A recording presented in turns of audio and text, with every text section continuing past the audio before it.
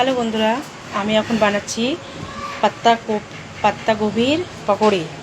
দেখো, আমি বাঙালি হয়েও আমি অতটা ভালো স্পষ্ট বাংলা বলতে পারি না, তোমরা কিছু মনে করবে না। এই যে পাত্তাগোবি অর্ধেকটা নিয়েছি, বেসন দিয়ে মাখিয়েছিলাম। তো এখানে টিকিয়া গোল গোল করে টিকিয়া বানিয়ে রেখেছি, দেখো দেখতেই পাচ্ছ। আর কিছুটা আমি এখানে ভেজে রেখেছি, কিছুটা ভাজা হয়ে গেছে, তো আমি ভাবলাম তোমাদের সাথে একটু শেয়ার করি। তো এরকম করে বানিয়ে রাখলে ছাড়তে সুবিধা হয়। এমনি করে নিয়ে দেখো ছাড়া হয়ে যায় তাড়াতাড়ি, ভালো হয়, খুব সুবিধা হয় এই জিনিসটা করলে পরে।